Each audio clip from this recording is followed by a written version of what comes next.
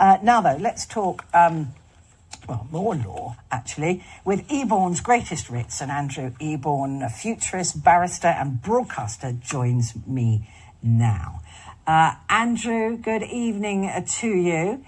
Good evening, Petrie. Always a delight to join you, and having visited your glorious museum, not a million miles away from me. Yes, my museum. And it's free. It's free for people to go and visit.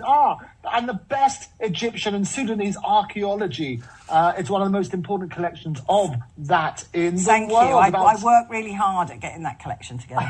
Congratulations. Yeah, thank I love you. it. Thank you. The Petrie Museum, go and see it. Go to it in London. It's great. Just while I have your legal brain, yes. Andrew, this whole thing with assisted dying, lots of countries in the world now are coming to terms with the idea that this is the humane thing to do. Do you think that'll happen here eventually? Well, I think, first of all, let's look at the law as it currently stands. And it's such an emotive topic. And the points that you made so brilliantly for those connected, you absolutely want a dignified way of leaving. And many public people have spoken about it. The law at the moment in the UK is both euthanasia and assisted suicide are illegal under English law. Assisted suicide is illegal under the terms of the Suicide Act of 1961, and you can get up to 14 years imprisonment.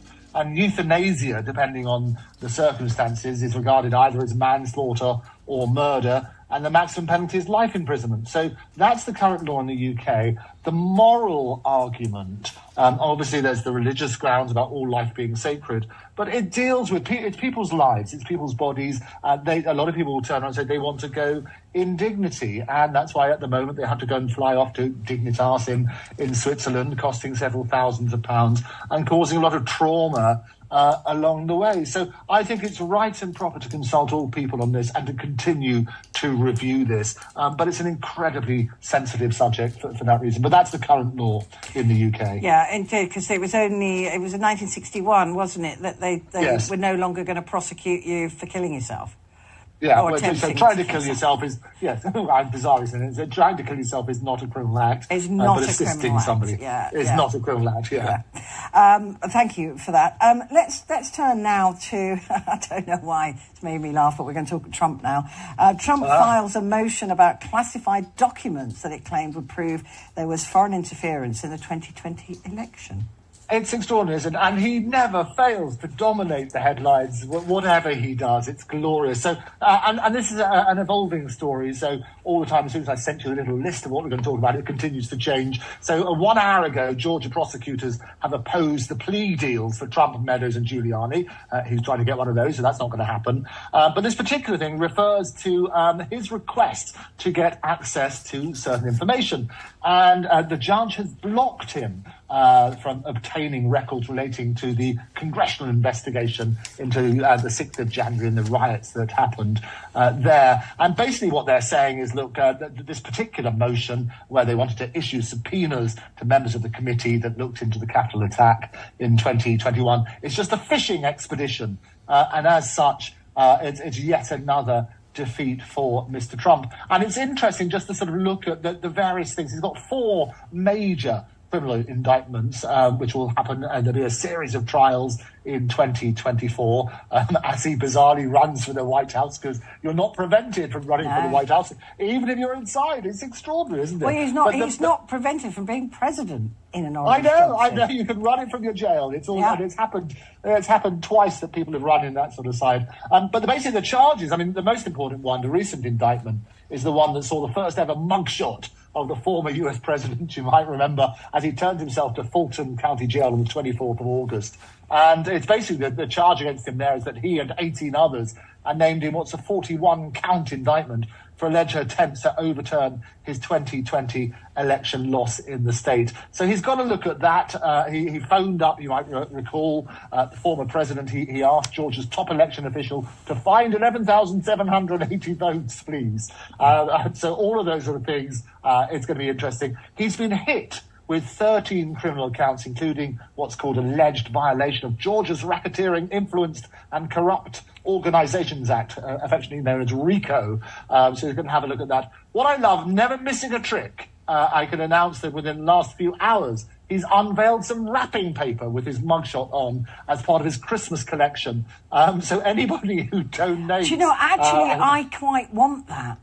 I actually want that, but I'm not going to donate any money to Trump's campaign. But the idea of giving my brother and my sister presents wrapped with Donald Trump's face, I love that idea.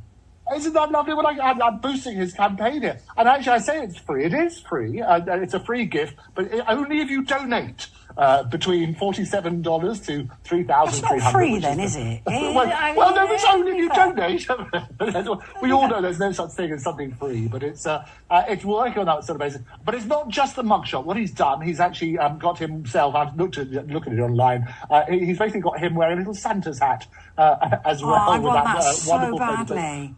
I hope somebody in the UK comes up with that idea now and prints some wrapping paper with Trump's face. I'd love that. Isn't that glorious? It would offend everybody at my Christmas Day, and that would be well, I'm surprised if when I give my gift and deliver my gift to you, something's wrapped up. I want every gift I'm getting this year wrapped with Donald Trump wrapping paper. It's got to be good. Well, what I love as well, Petrie, you will recall that within, basically just a matter of days of the wonderful mugshot being released to the public, he turned that into a money spinner with mugs being released on mugshot. Yeah. He's genius. I mean, the man is... Yeah. I mean, he may be as corrupt as hell. I'll leave that to the courts to decide. But he is...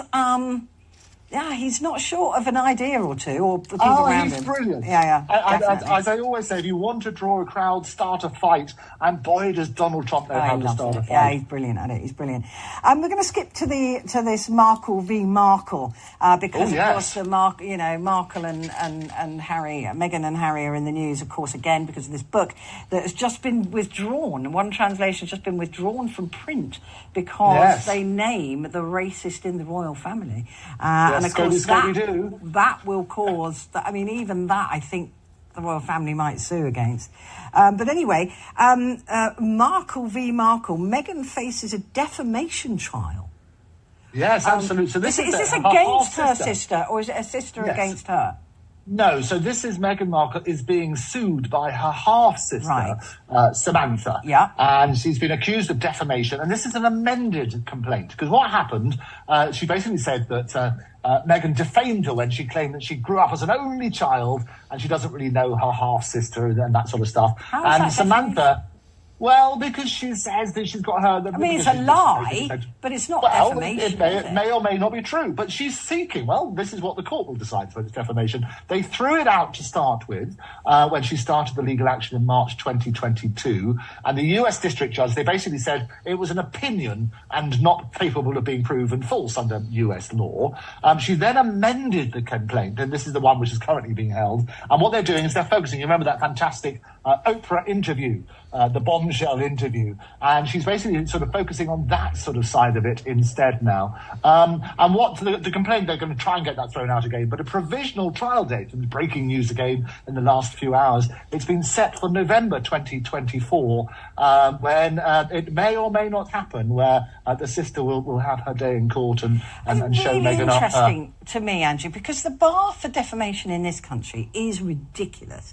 I was once horrendously defamed on radio, public, it was broadcast. So that the rule of 5 people, completely blown out of the water. I was accused of being a prostitute and a supporter of paedophilia. This is by some revolting Muslim cleric. I think we know his name, Chowdhury. And I went to see the lawyers at ITN. I said, look, this cannot stand. This is an outrage. And they went, no, you're absolutely right.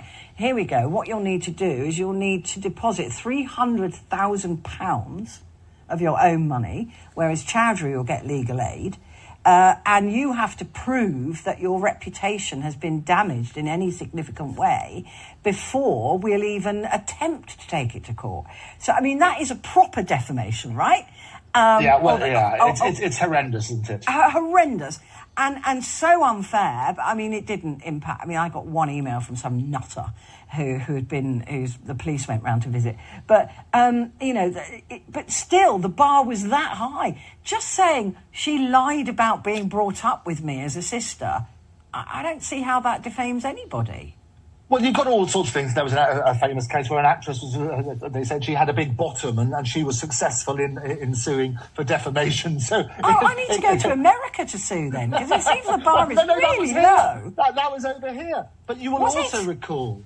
Yes, it was. And so very successful over here. But you also remember the Wagatha Christie trial and the mousetrap with Vardy versus Rooney.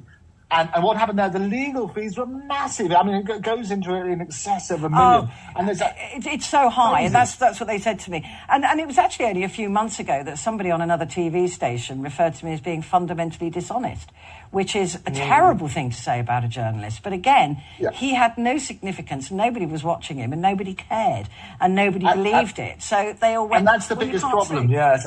Yeah. Well, one of these things, I always quote this example of the famous cartoon by Jay Bright, which has the people fighting over a cow. You have the plaintiff pulling the horns of the cow and the defendant pulling the tail, and then you have the lawyer milking the cow. That's really good. Yeah. No, I was told in order to sue either of these people who had defamed me, insulted... Well, the lawyer said it was an insult, really. You know, they insulted you. Nobody believed it, so it's fine. But it's still, you kind of think, well, why am I paying $300,000? But deposit that before they even do it. That's the lowest amount of money. It is crazy, but the basic test is, are you being brought down in the eyes of right-thinking people? And if your reputation is being lowered, and it's more precious than precious gold is what they say about a reputation. But we are living in a very poisonous era where social media and people are tweeting things, and that people have to be very, very careful because those tweets are defamation as well. And so you just have to be very, very careful because there are people with very deep pockets who will basically fight for their reputation and just go for you. And I think we need to had I had deep pockets, I would have done the same thing. But as it happened, right-thinking people didn't take it seriously. It's still your reputation, right? It hurts. Well, yeah, and you're quite right to call it out. And I think the more we can call that out, the better. But also we should stop people saying things in this poisonous way, because there are people who will take action, and then people will lose their homes. Well, Anjan Chowdhury knew that nothing would happen to him because he'd get legal aid. And he's a vile human being, and I can say that because it's true. Good to talk to you, Andrew. Thank you very much indeed. Futurist, barrister and broadcaster. On the app, on your mobile, Talk Radio and Talk TV.